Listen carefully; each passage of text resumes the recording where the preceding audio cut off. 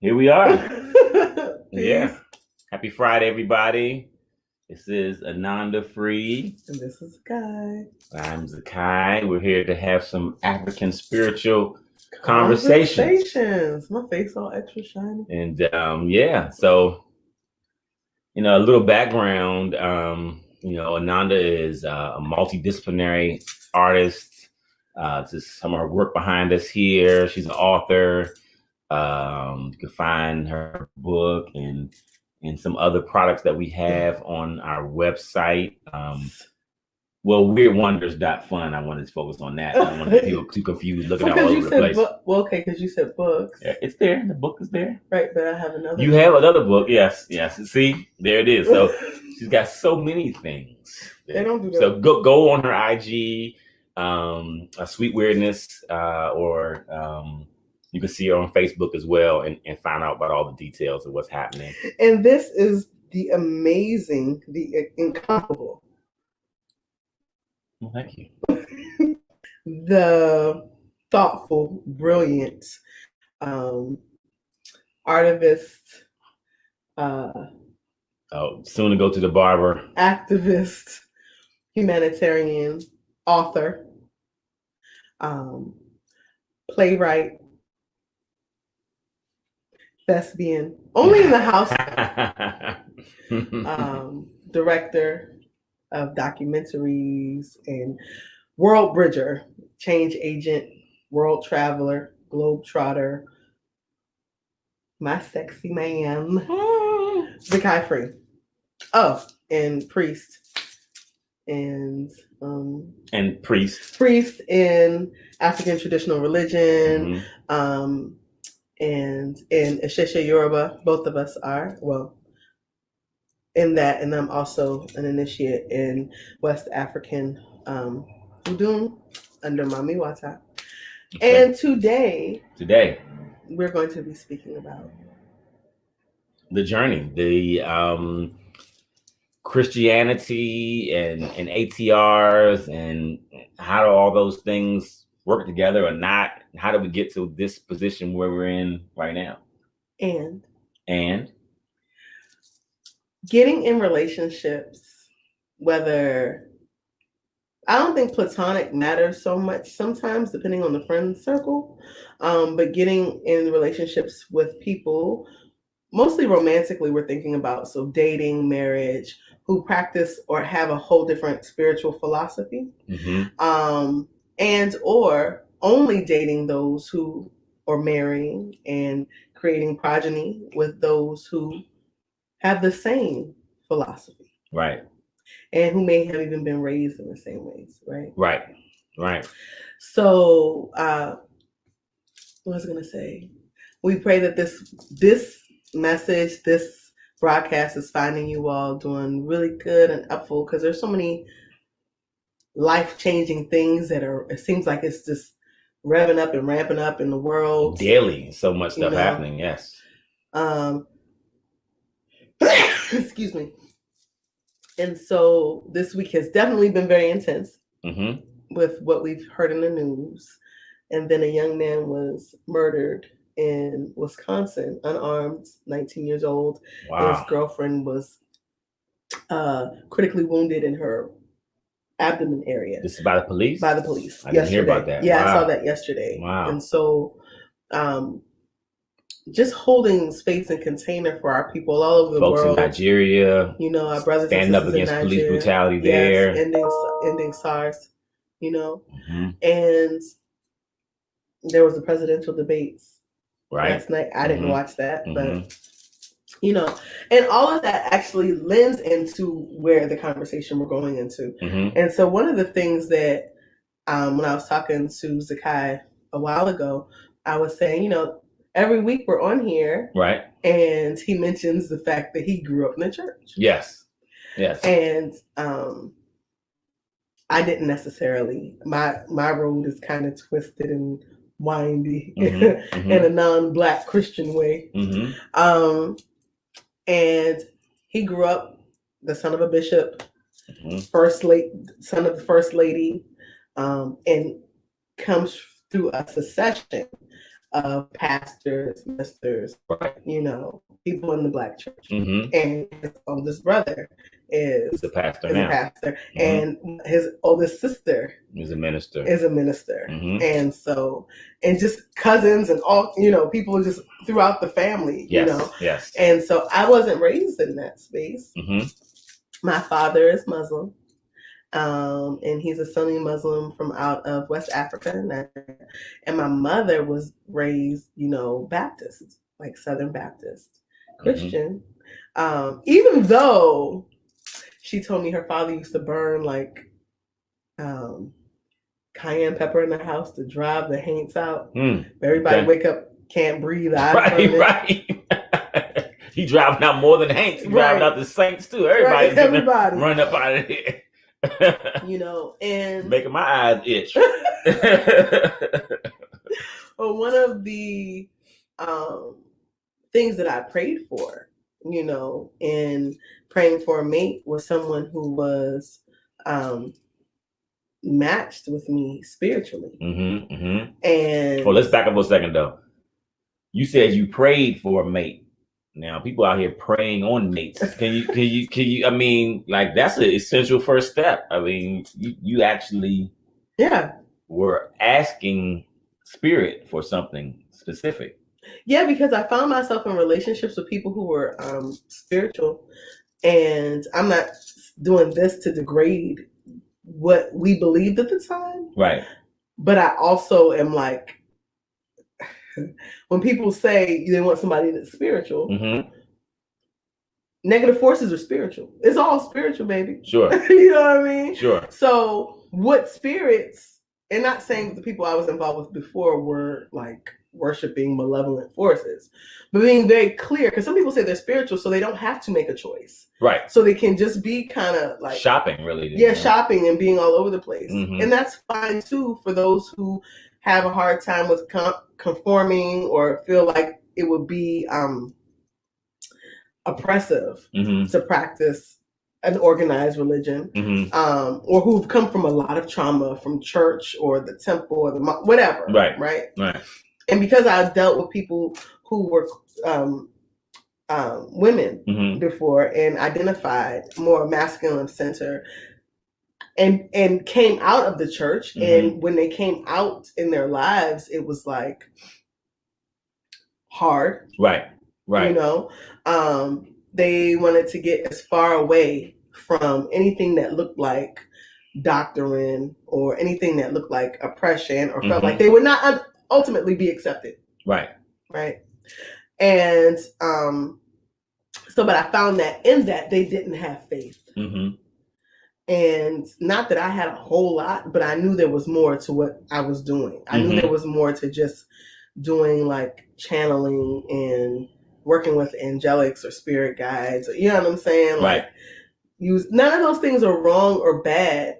I don't think. I don't believe so. But I wasn't grounded. I didn't have a foundation. And so when I came to my first spiritual teacher, my teacher in Ifa, that I spoke Ifa, Yanifa Ifa Doyin, that's where my foundation started. And so after, I guess, several years of training, and after that last relationship I was in concluded, I really wanted to be in a partnership with someone who believed, who practiced the tradition, who at the very least was open-minded to practicing the tradition and getting divinations, at the very least. Because how would I be able to explain to you what I'm doing if you don't have any reference? For it. Right. So that thing about faith. So being raised in a really a faith-based home, like my dad's church was actually called Faith Bible Church. So he was like really into this whole thing about faith. He wasn't one of those sometimes organized religion has the rituals, and then the rituals are kind of wrapped around whatever the spiritual component is. And some people really into the ritual, like you gotta dress a certain way, or there's a certain prayer that you need to say. If you go to certain churches, it's very steeped in that. This is the order of the service, and this is how it's going to go, and this is how you kind of move up the ranks from whatever, being on the junior usher board all the way through the choir and all that kind of stuff, or just being a member. Yeah, all that. He wasn't regimented in that way. His thing was all about faith, and he was always talking about kind of like follow me as I follow Christ kind of thing. And so, I learned a lot about the Bible, but in the beginning, it was just my family, right? Just going there all the time from birth. If you're in church, like, oh man, let me see. We had I think we had like a Wednesday night thing that was going on, like a Bible study or something like that. Definitely Friday night. Oh man, everybody. What's going on Friday night? Friday night is a Friday night church service on Friday night. Was the church service on Friday night? It was just a regular Friday night service. I don't know what they called it. It wasn't Bible study. It was a Friday night, like praise and worship. Yeah. Really? Yeah, Friday night, and then you go back. Then since I was young, Saturday was choir rehearsal and all the youth kind of stuff. So we would go on trips, go to the amusement parks, and go out to eat and things like that. The young people come together. So I had to be a part of everything. Whatever was going on, I was signed up, whether I really wanted to do it or not. Mm-hmm. And then Sunday, you got Sunday school, Sunday morning service. Then they had an afternoon service, so there would be some kind of food in between. Like you've been in the middle of the Sunday service, you start smelling the chicken coming from the basement. Everybody's stomach grumbling. Go down there and you listen to us. Yeah, exactly. Go out there, eat, and then play a little bit, hang out with your friends. Then it's afternoon service. Mm-hmm. Then when that's over, you get a little break in between, a couple 2-3 hours or 2 hours, whatever. Then it's evening service, night service. So on Sundays, Wait a second. Mm-hmm. Your father preached all day? A lot of times he did. Yeah, a different. So Friday night he would have one message. Sunday morning be a different message. The afternoon be something different. Now a lot of times in the afternoon we would have guests and stuff. So like a guest church would come, might be a guest speaker. At a certain point when he started like grooming like other ministers and stuff, that would be their chance to speak. But often, he speak 3-4 times a week, and every time it's a different sermon, different message. So I learned a lot about the Bible, different Bible verses and things like that. But to me, the most valuable part of it was the thing about faith and having faith in God and knowing something is bigger happening in the universe than just me, and that that force moves with love. Like it wasn't like I wasn't in one of those fire. Now my uncle, well, he was a fire and brimstone. You going to hell? You better, give your life to God right now. He was a street corner preacher, right? So he was real hardcore and very much into, coercing. I shouldn't say coercing, but I mean, kind of like, so, right? If somebody's telling you you're gonna burn in the devil's fire, I mean, winning souls. He was a soul winner. He drove a cab. You get in his cab, he gonna witness to you. He was into that big time. But my dad was not so much on that level. He was more on people having faith and recognizing God as a loving force. So that was a great foundation for me as far as the spirituality piece was concerned. It gave me certain tools that I could use, navigating what was going on around me and everything like that. So that was a real blessing. I think that my come from was my mother went to church on Sundays. She would take me with her. And the one church she belonged to, I don't remember the name of the church, it was actually in elementary school. And they like rented out the auditorium. Yeah. And I think she got either excommunicated or something. That only happens in the Catholic Church. But they can put you out, but I don't think they call it excommunicated. Whatever the case may be. Yeah. I think something like that happened. Or she left before that happened. And it really kind of crushed her after that. And because I think they had some type of thing. She was smoking cigarettes or something. It was something she did that was not. But I remember her being very closed in going to church, and she just went to get a word. Right. And so then having a father that's Muslim, and he went to the mosque, and it's interesting. I found that the more I, as a youth, got into my own spirituality, because I think I did. Like my mother, so my mother joined the Mormon church when I was 10. Some missionaries came to the house, and the rest is history. Yeah. They had the right lyrics. Yeah, because she had just stopped drinking. Not too long before, and she was really looking for something to bring her comfort. And, and she went to the church, but she stopped. She got baptized in the church, and not too long after that, she stopped going. But I kept going. And as I got into that, I noticed my father started ramping up the fact that he was so Muslim. He had to double down. He doubled down on it, right? He was just like, because there was a couple different things that were happening. One, I was going to church on my own. Right. Two, I was going to a church with a whole bunch of white body people. Exactly. And he was like, the Church of Mormon. Right. What's the Mormon church? They don't call it that? Church of Mormon? It's the Book of Mormon. Oh, excuse me. Either way, I'm not on here proselytizing or anything like this. It's actually a very popular Broadway play, too. I think I knew that. Yeah. I think I knew that. Yeah, it came out some years ago, maybe 10 years ago. Something, I don't know. Anyway, so my spiritual journey was really kind of maybe checkered. And then when I came out, I almost got put out the church, so I left. Right. And so after that, I didn't do anything for a while. And then I met some people who were priests, Lukumi, priests of Shango, and Yemoja and Osun. That's how they say it in West African, Alicia. And Dice Berkeley, it's Osun. Either way.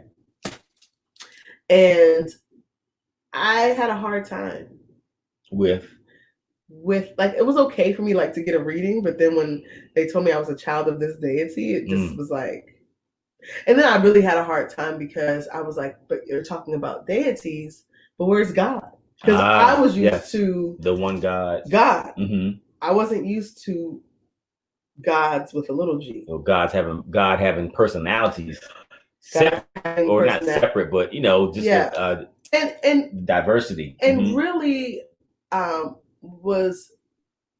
And I was in my 20s, so and not really understanding that each one of them are aspects of God at that time, but really feeling like the people at that time, and it was my own judgment, feeling like, oh, well, they're worshiping these deities, right?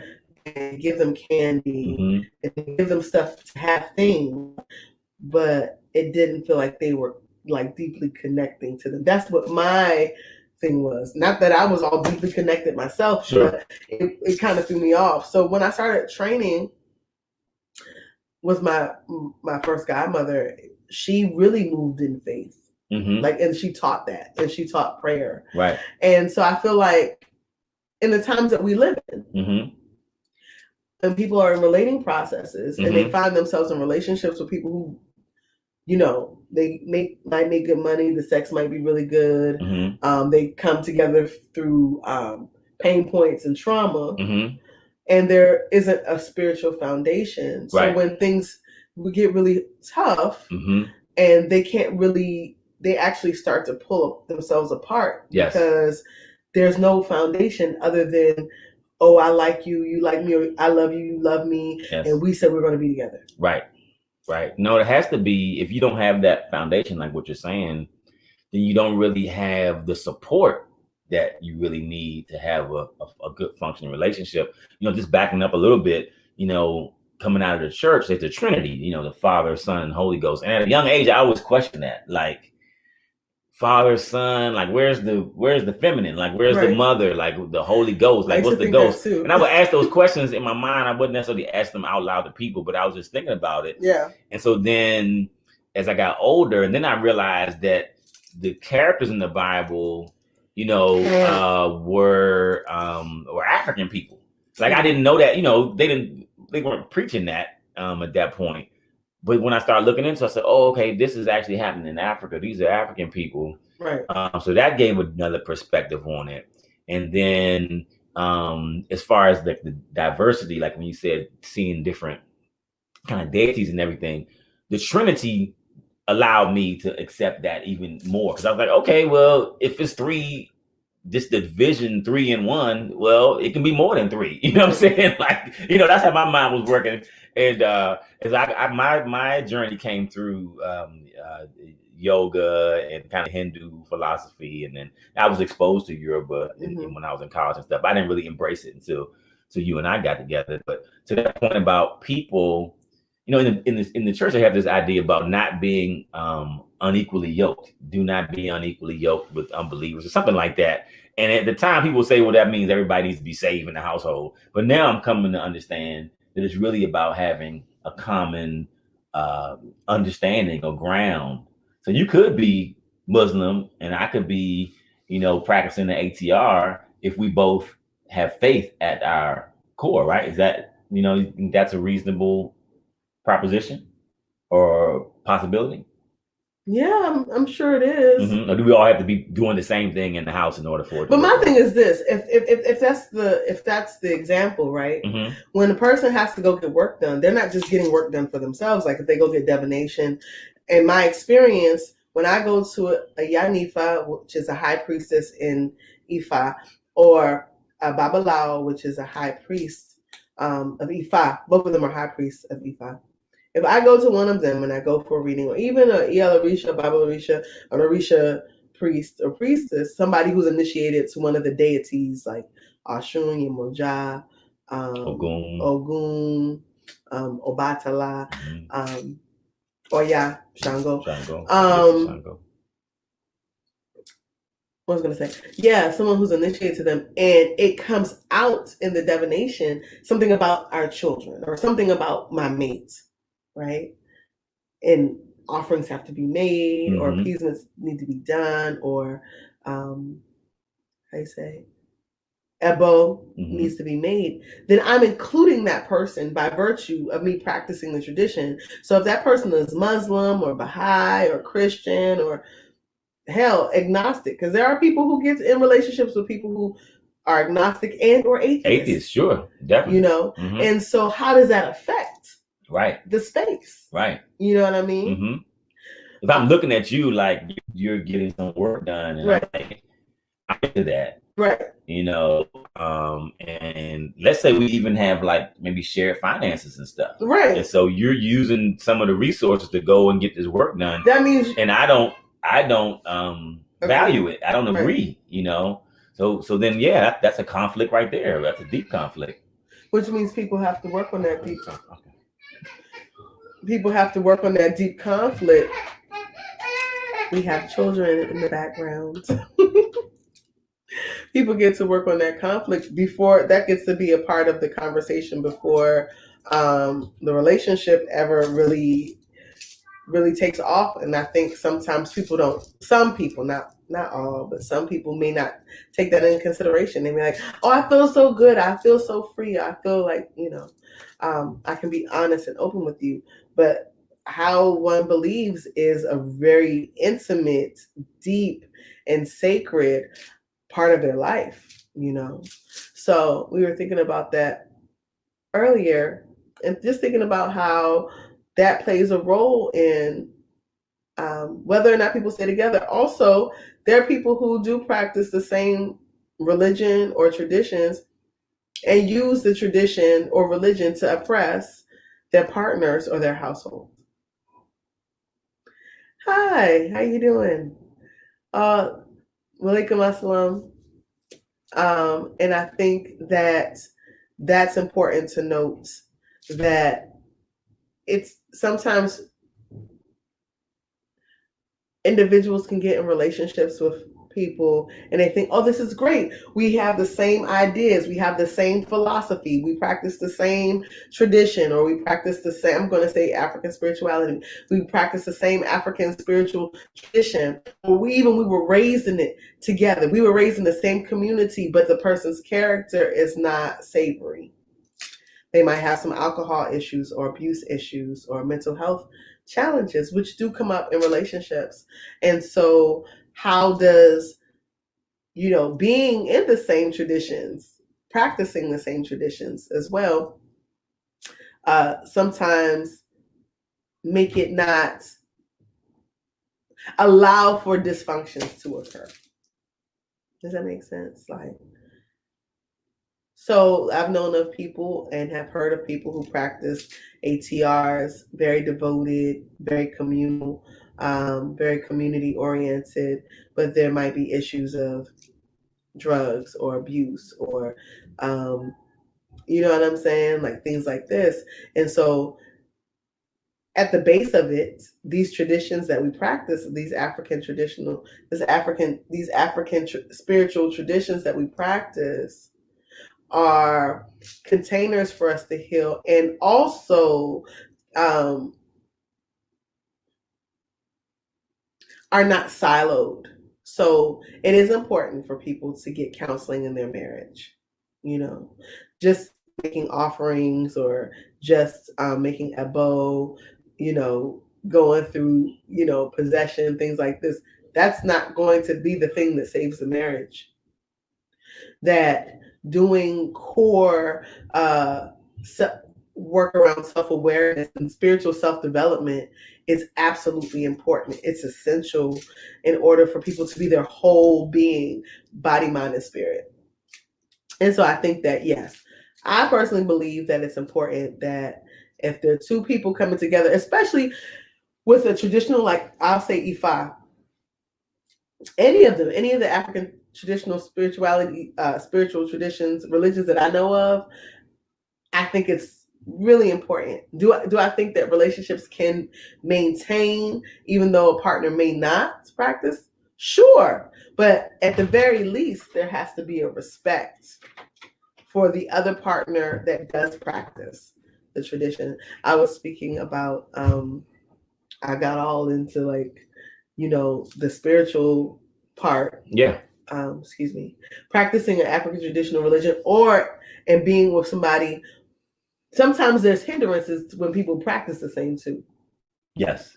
And I said sometimes, basically, I'm paraphrasing y'all, people can hide behind the Orisha, the work, and not get mental support, not get support for abuse or or character issues. Yeah.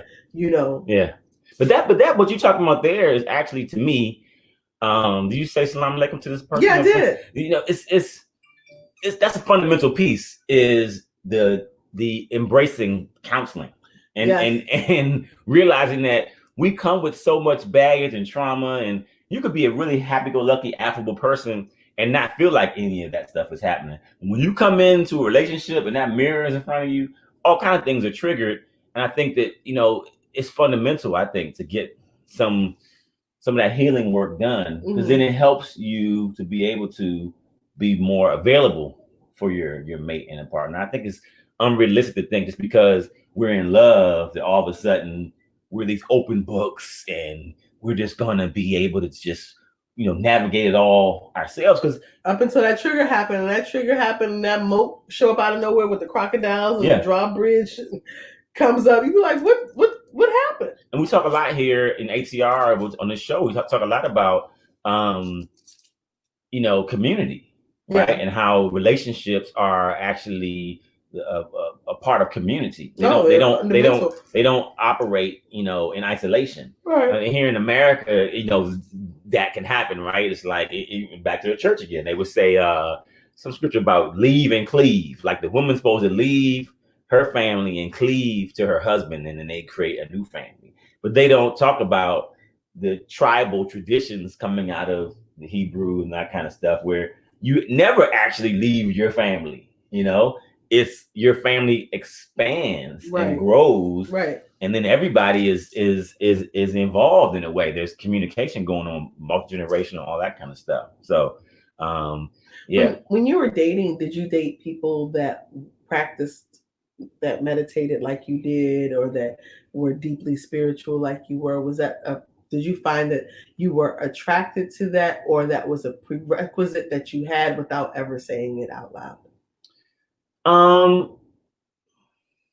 mean, what like early dating, like college and stuff, that wasn't anything I was focused on, you know. But later on, yeah, it was more of because of the circles I was in and the way I presented myself, I attracted those kind of people who either were curious and interested in yoga and meditation and spirituality, or were engaged in that in some kind of way. Yeah. Because that's, I think it's kind of like if you hang out at the bowling alley or something, you're going to meet people who like to bowl. Right. So I was hanging out at ashrams and meditation spaces or doing yoga and things like that, being out in nature. And so those are the kind of people that I would date. Yeah. But again, trying to find that common ground and being able to communicate effectively, with spirit being the foundation. Sometimes what you get divination and they say this is not the right person for you. Has that happened to me? No, I mean, I'm just saying in general. Has it happened to you? Yeah, that's a good question to ask. No. Okay, but it happens to people. Oh, a lot of happens. Right. If you ask the question, sometimes the shrines will speak to maybe there's some malalignment happening. If there's especially if it's a marriage, and what to do to get back on track, and what offerings you get to make or things like this. But I would also say don't stop there. That if there's some really deep things that are happening in the relationship, go to counseling, get some support, get some help. Right. And it may be that not only is there something going on with the two individuals, but there may be something going on with their egum, and their egum might not really, do each other like that. Like just be like, I don't really care for you like that. Right. And then it plays out in the relationship. I want to go back a little bit to that thing about faith as being a foundation. I was watching this video this week, the Vow. I forget their names now. Oh yeah.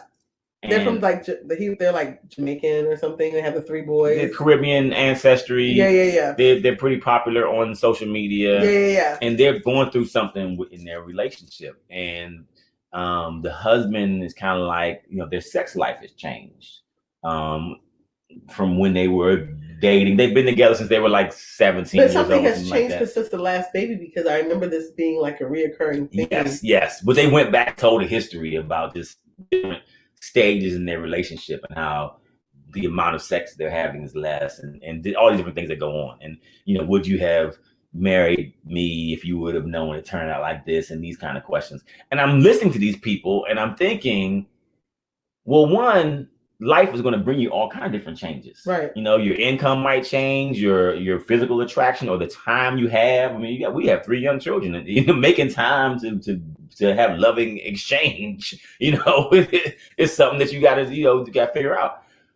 But if that's your only connection, like if that's the central thing, and you don't have God or any kind of faith thing, man, I can see how easy it is for folks to walk away.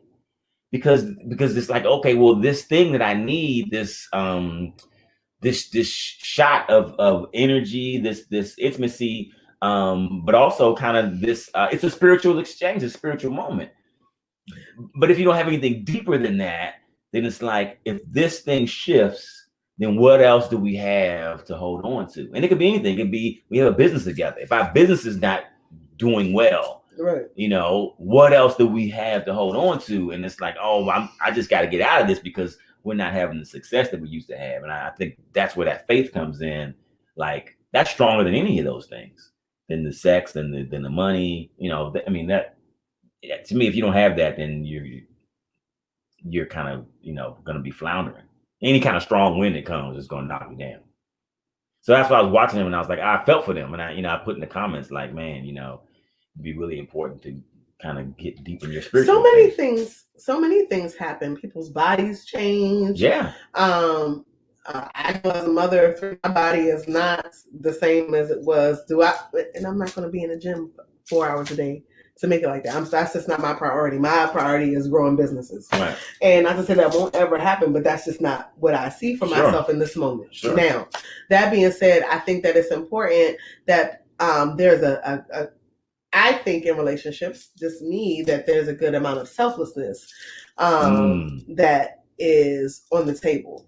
And if that selflessness isn't there, selflessness, compassion, genuine connection, meaning that I really like you as a person. Mm-hmm. Thank you, Spirit. Friendship.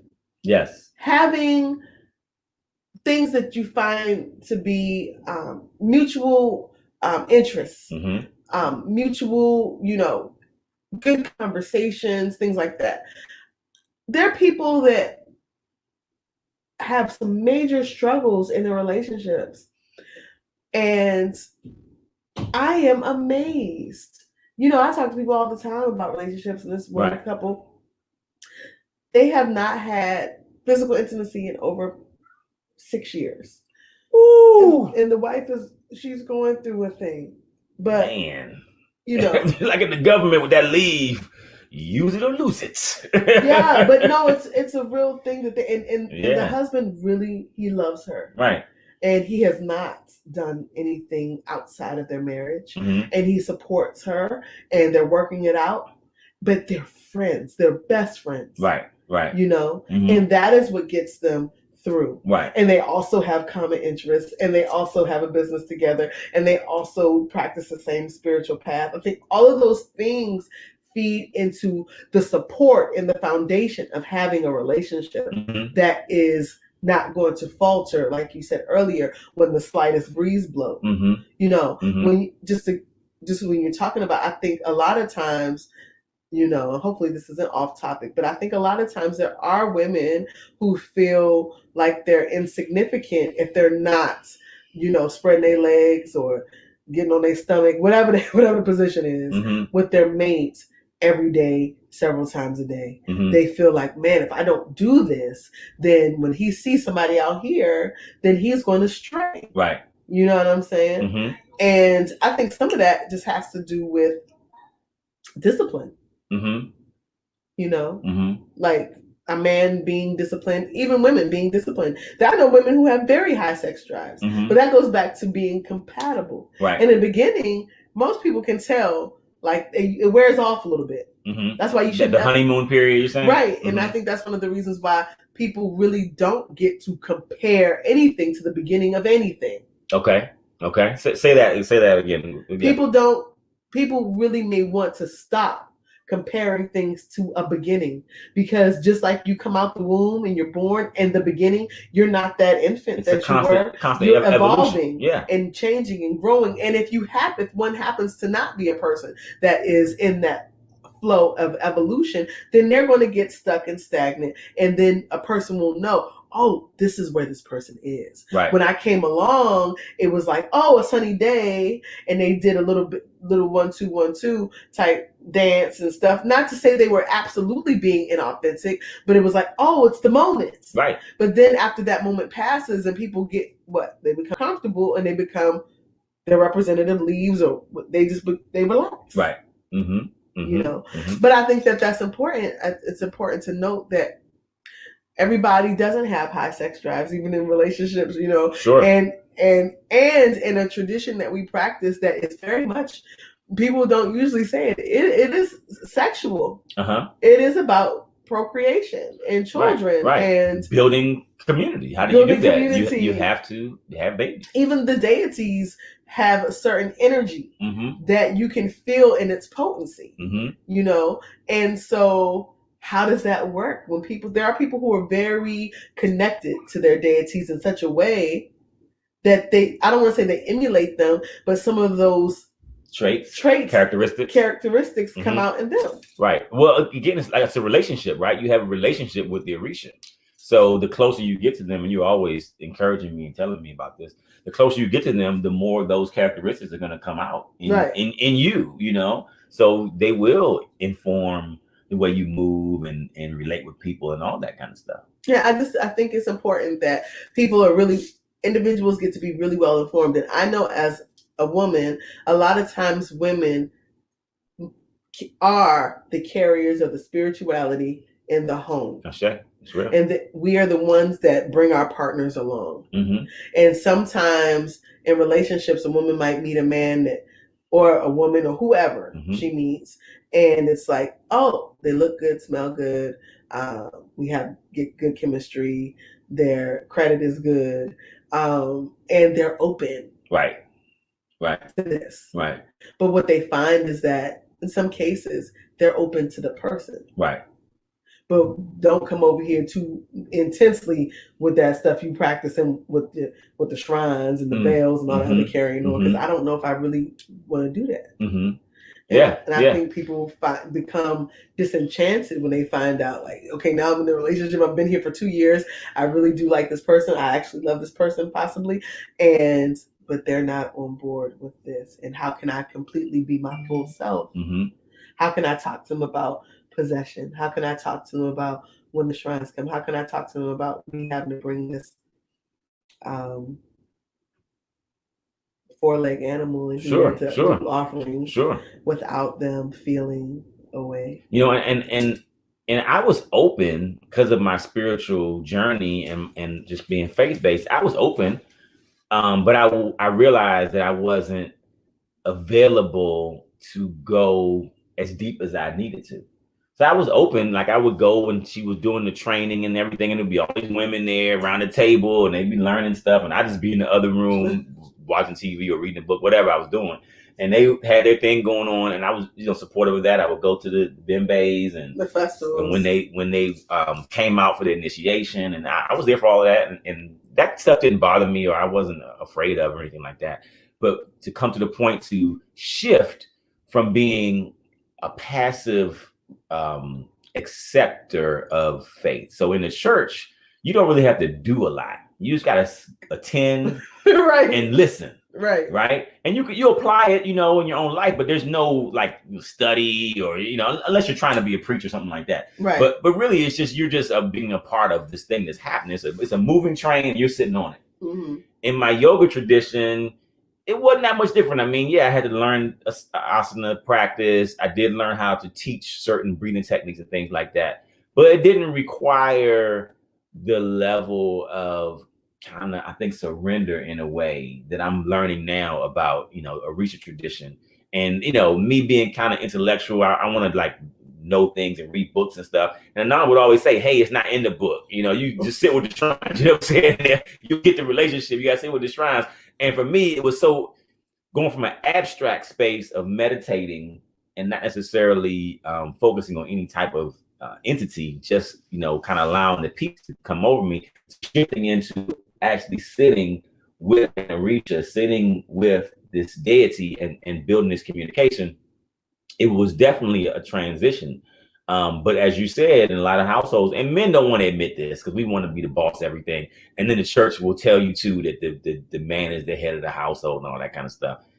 Listen, we in going to the age of Aquarius, women are coming back into their rightful place, as being equal, being up ahead. I mean, to me, in a relationship, it's like that. One person may be in the lead one day, the other person, we have to respect each other and be able to make those adjustments. If my wife is better with finances than I am, well, I don't need to be leading no finances. Then she should be doing the finances. If I'm better with dealing with the children and education, it's like that. So you have to have that kind of dynamic. So she would encourage me, you got to sit with the shrines, you take time to do this. And of course, hey, I'm a Taurus. I'm kind of slow to pick up on things. But because I love myself, I love God first, I love myself, and I love my wife, I am receptive to what she's sharing. And I may not move on it instantly, because he doesn't move on it instantly. Yeah, I don't move much of anything instantly, but I don't resist it. I don't push it away. And in time, I see myself going in the direction that she's been encouraging me to go. And she has the patience to understand that, okay. And then at a certain time, the patience runs out. Like, if this is taking too long, you better get it together, Because ultimately, I think with anything, to cut you off, I think with anything, just like in any relationship, right, it really is about devotion. And not just devotion to Orisha, but what is a person willing to give to themselves, right, for their own development, to further their self-development and their purpose, and get more to return back to themselves. our society drives us away from ourselves. And so people are literally scattered and fractured. Focus on everything but yourself, like everybody else's life. Even me talking about the vows. Some people are living vicariously through that family. They neglected their own husband and wife because they want to see what the vows are doing. You know what I'm saying? And you're right. And that's what you helped me to come around to see, is that ultimately all of this is about loving ourselves and cultivating the best within us. And the Orisha, or whatever your tradition might be, those are tools to help us be better, or to awaken. To me, I'm going to say this, to awaken the God within, right. so that we can show up as our full self and not our pain body or the things we've been trained to do, but who we actually are, which is so much bigger than what many of us realize. And that's what the tradition is for, is to help you take that stuff off that you don't need, so you can show up and be who you're supposed to be for yourself, for your family, for your community. The thing that I really admire about our brothers and sisters back home who practice tradition, some of them are Muslim, some of them are actually Christian, right. Not the newer Christians that are, taking the cue from, Westernized, the evangelical type. Yeah, but people who have been Christian, or somebody somewhere along the way it deviated, and people, but they still practice the tradition. Right.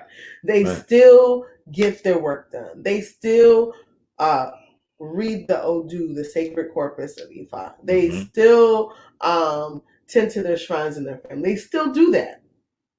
And I think that is so important. And you probably will hear me say this over and over on here again, because we are living in a time where people are like, it's all or nothing. But I don't think it's all or nothing. What do you mean? Like fundamentalism? Fundamentalism, right? Yeah. I think that I'm also not advocating like going from here, there, and everywhere. Right. But I will say that knowing that, okay, if a person is practicing African traditional religion, but there are people in their family who are still Christian or Muslim, and they acknowledge their ancestors, because your ancestors everybody did not come from, because there are families in Yoruba land that generations, back to antiquity, have practiced, Sheshe Yoruba, who have been, you know what I'm saying? There's no deviation, which is mind blowing. Yeah. Right? Yeah. But for those who have had that, to not look at it as a weakness or a link or something that is a weak link, but it's like, oh, my Egun did this, and so what do I get from this? Right. Maybe you still practice the tradition, but when you go to the bathroom, you make voodoo.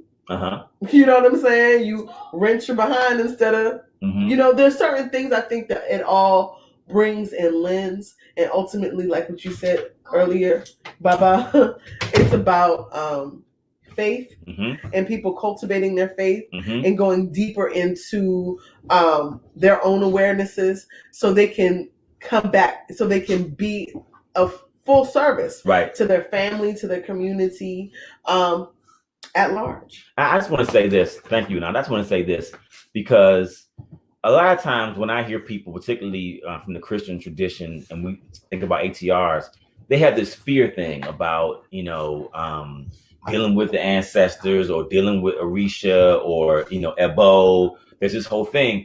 And I want to just say this, that faith and fear can't occupy the same space. Right. So if you really are a person of faith, then what are you afraid of? Right. Right.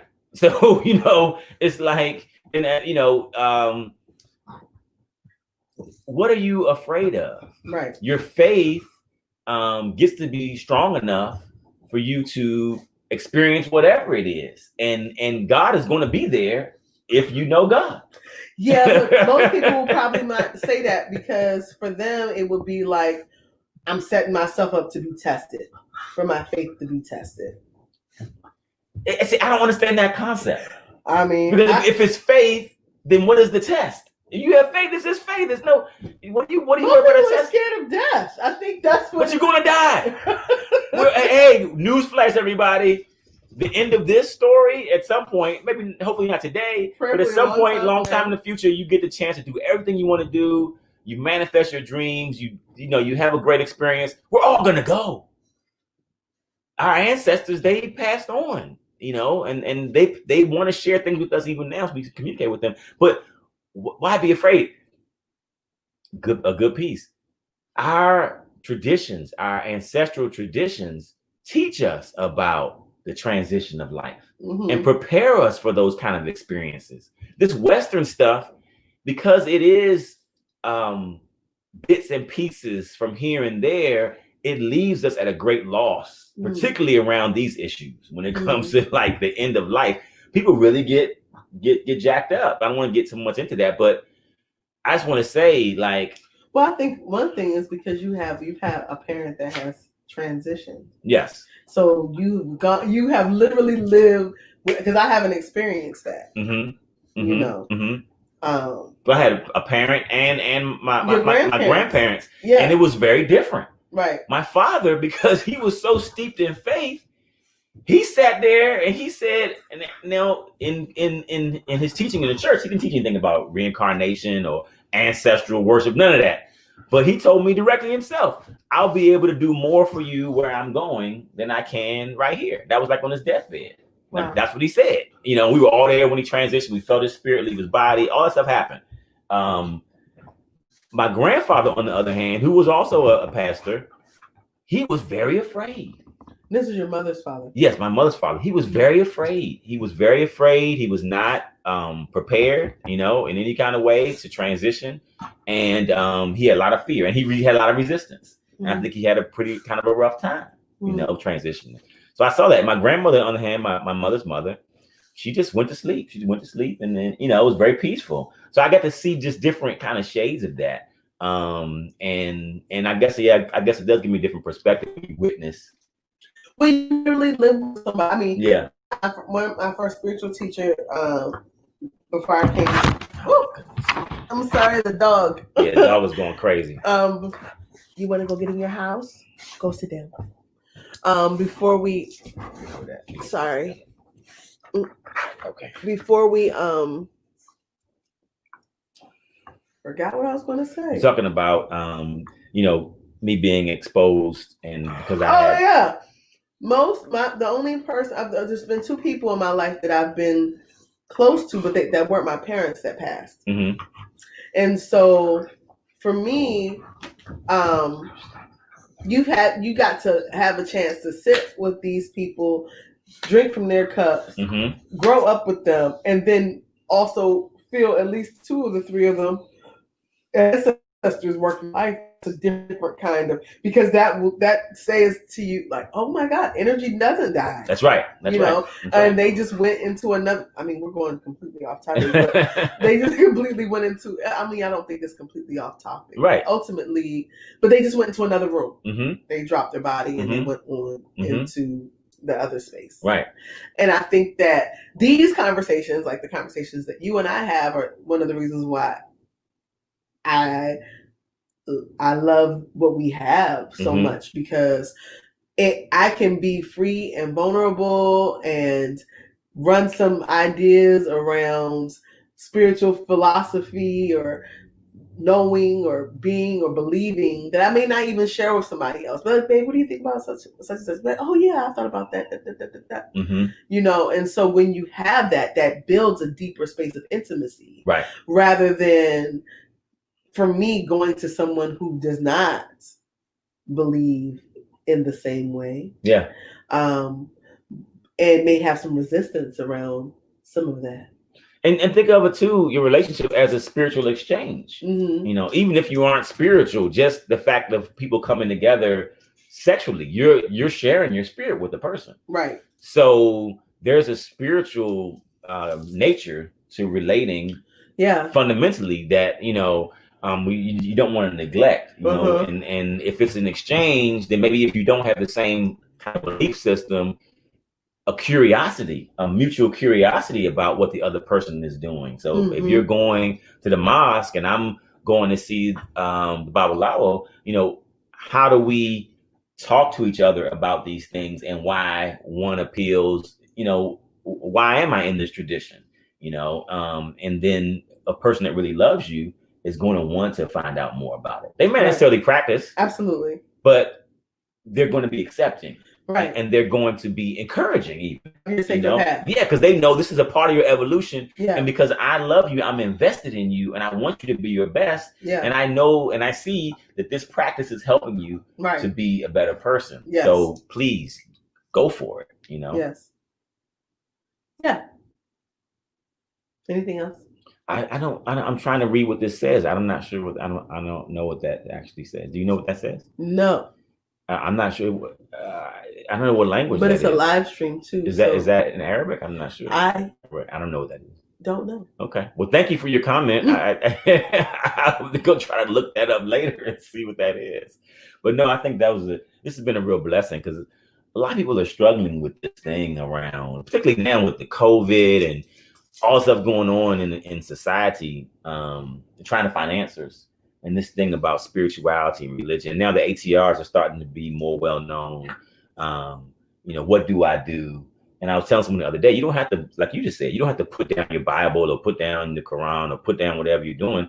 To me, venerating your ancestors is a part of all of that. What are they doing all in the Old Testament? Numbers and all that kind of stuff. They're naming all the ancestors. They're honoring their ancestors. So that's not anything foreign or strange, So, and that's the first step is getting connected with your people. Don't be afraid. Don't hide your stuff from your partner. You have to open up and share with them. And hopefully, if they're really meant for you, meant for each other, you'll find the common ground, through having conversation and having exchange. And you don't have to say it all on the first date either. No, exactly. But over time, just have conversations. I practice this tradition because it's literally saved my life. And so I have extreme amount of gratitude, and just like the person that might have been on Skid Row and they, somebody came to him and gave him a pamphlet or whatever. You know what I'm saying? The thing that works. But I know for me, in practicing African traditional religion, considering myself as an African woman, so for me, all of this, like, again, I haven't spent a whole lot of time on the continent, but what I saw, especially when we went to Benin, was there were people at our initiations who were priests and also imams. That's right. So it doesn't have to be a silo. It can work together, and then people can come together in their relating processes and their relationships and practice and worship their ancestors or Orisha and Loa, Voodoo, whatever, and still uphold what was taught to them. I'm not talking about disjointed ritual. I want to be very clear about that. But I also am just saying that it doesn't have to be all or nothing, and we can be in relationships with other people. I'm not I have sister friends who are in relationships with people who don't really practice the same things they practice in their priests and stuff, and it works. But their partners also respect it. Yes. They value it. And they, Yeah. I mean, those are the key things, right? I mean, again, we said if we value each other in our relationship, then we're going to appreciate and value the things that our partner is invested in. Right. And from a spiritual aspect to something as, they want to go get a degree. You know what I'm saying? I want to go back to school. Okay, you're not going to be like, oh, don't do that. I mean, if you are, then maybe you need to reconsider this is the right thing or not. Yeah. But to be blessed to be in a partner relationship or to be seeking one, as Ananda was saying in the beginning, be prayerful, be intentional. Yeah. And don't be afraid to allow faith to lead the way. Well, what do you think about us? This segueing into raising your children in an African ATR. As far as our next show? Yes. That's a great thing to talk about. So join us next week for that. Raising your children in African traditional religion. Because that's what we're doing. And spread the word. Let people know that we are here on Fridays. Yes, 1 p.m. on the Earth Mama Network, Central Standard Time, 1 o'clock, 2 o'clock Eastern Standard Time, and 11 o'clock Pacific Standard Time. Love you very much, and thank you for taking the time out. We'd love to hear your comments and feedback, and anything you want to from the next show, if you have questions about raising children and what are we doing and things of that nature, please write a note so we can follow up. Yep. One breath, one Bible, one tribe. Be well, everyone. All right. Peace.